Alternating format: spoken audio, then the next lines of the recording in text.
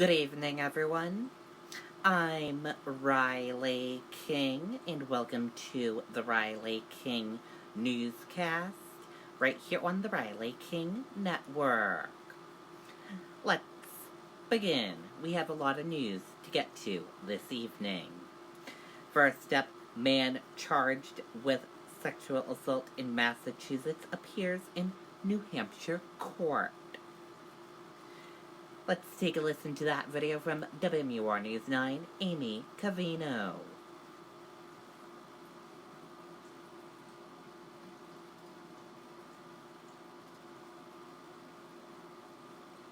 You need a new roof but think you can't afford it? Our average customer pays $7,500 for a total roof replacement, but we have finance plans with payment options under $150 per month. Call today. Century Roofing, we've got you covered. Good afternoon to you, Sean. Yeah, according to the complaint, an anonymous tip came into the FBI National Threat Operations Center. They passed it along to Laconia Police around 2 o'clock on Saturday, and that's when they descended on where Capaldi was living here in Laconia. 2 hours later, the Belknap Special Operations Group was captured on video by neighbors wondering why law enforcement was moving through the area on Merrimack Street in Laconia. 26-year-old Aaron Capaldi is accused of strong-armed rape in Massachusetts. He was arrested on a fugitive from justice charge. Capaldi appeared in circuit court this morning via video. The public defender offered a limited waiver of extradition back to Massachusetts. Mr. Capaldi is waiving his right to fight extradition, conditioned upon him being picked up by the state of Massachusetts by 10 a.m. on Friday. We're asking for an immediate hearing at 10 a.m. on Friday to address issues of bail if he hasn't been picked up at that point. Capaldi also has outstanding warrants for criminal threatening dating back to 2016 here in Laconia, and more warrants in Franklin. We're told those will be addressed at a later hearing. We're live in Laconia this noon. Amy Cavino, WMUR News 9. Okay, and there you go on that video and that report from WMUR News 9, Amy Cavino. Seabrook officials post 19 signs warning of rip currents at beach. No lifeguards will be on duty in Seabrook. With no lifeguards along the beach in Seabrook this summer, officials are trying a new strategy to alert swimmers about the dangers of rip currents. There are 19 signs along the beach that not only warn beachgoers about the dangers of rip currents, but they also give your specific location and give emergency contacts. The town wrestled with how to save lives, but voters rejected a plan to pay for lifeguards. Officials are now opting for education. The beachside warnings come after a Massachusetts couple died last summer after getting caught in a rip current. Spacey's accuser pleads fifth on Roe amidst manipulating data on phone.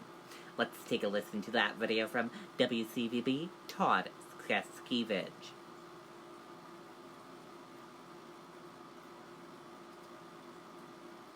Did you know that prostate conditions can affect men of all ages? I am Dr. Arya Olumi, Chief of Urologic Surgery at Beth Israel Deaconess Medical Center. Learn the symptoms of prostate disease and get 5 tips for improving men's health at wcvb.com/health.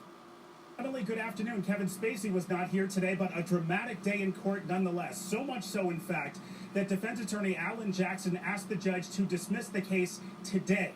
That did not happen, but the request was made after the alleged victim invoked his Fifth Amendment right against self-incrimination regarding the missing phone and anything that might have been deleted from it. And just prior to that, the young man did testify about the phone and the text messages from the night in question. I have no knowledge of any deletions of messages on my phone, if that answers your question.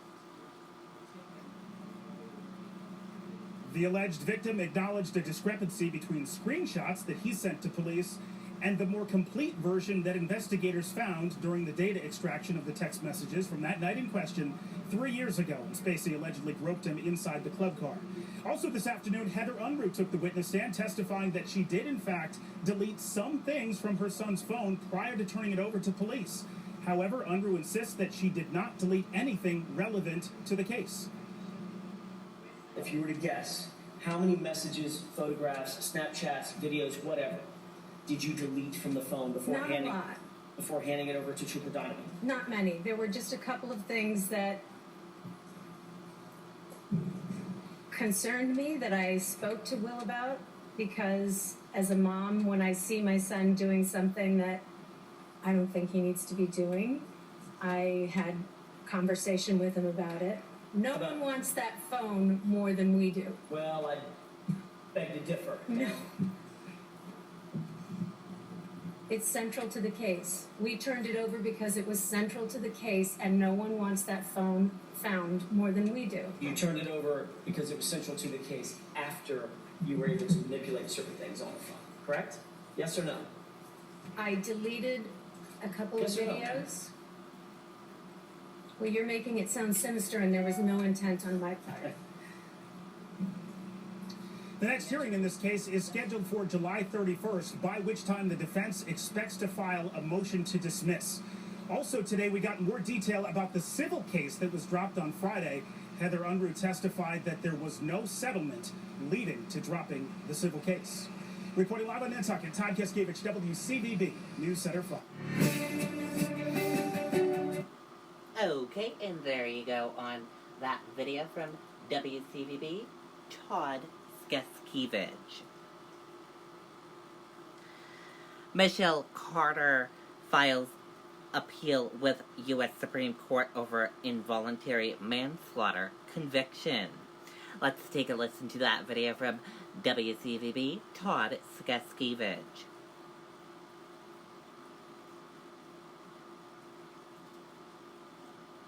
Did you know that prostate conditions can affect men of all ages?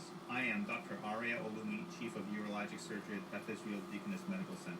Learn the symptoms of prostate disease and get 5 tips for improving men's health at wcvb.com/health. Ben, the defense is vowing to file an appeal with the Supreme Court of the United States. But today, the same judge who convicted Michelle Carter also imprisoned her. Ms. Carter will now be taken into custody. Michelle Carter saying nothing and showing little emotion as she's taken into custody to begin serving a jail sentence of 15 months for her conviction of involuntary manslaughter stemming from the suicide of her boyfriend, Conrad Roy III, who was suffering from deep depression in the summer of 2014. Carter had been texting him, encouraging him to kill himself. And he did, alone in his truck in a Fairhaven parking lot. Becky Mackey is Conrad's aunt. It's been 4.5 years since Conrad passed, so our heart has been broken this whole time. Today, Michelle Carter's parents declined to speak to reporters after the hearing. But in court, defense attorney Joseph Cataldo argued that Carter should remain free, as she has been since the trial, until all of her appeals are exhausted. This case legally is not over. We fully intend to file an appeal with the United States Supreme Court within the next 90 days. Today's action comes after the Supreme Judicial Court affirmed Carter's conviction last week. The family of Conrad Roy is hoping this is finally the end of their highly emotional ordeal. This is the day that we've been looking forward to coming to an end of our involvement in this case. We feel that justice has been served. Michelle Carter is serving her sentence at the Bristol County House of Correction in Dartmouth. Her attorneys say she is a much different person today than she was 4.5 years ago. Details on that ahead on News Center 5 at 6. Reporting live in Taunton, Todd Kiskevich, WCVB News Center 5. All right. Okay, that was Todd Kiskevich from News Center 5 in Boston reporting on that story. And now let's take a look at your U.S. stock market and see how your U.S. stock market closed for this Monday evening. And here's a look at that U.S. stock market for all of you. Your Dow Joe Industrial Average closed in the red and went down NASDAQ closed in, the red went down. S&P 500 closed in, the red went down. Gold closed in, the red went down. Oil closed in, the red went down. US 10-year closed flat. Euro/USD closed flat. And VIX closed in the green and went up. Dow falls more than 100 points as Apple leads tech slide. Wall Street awaits Powell testimony.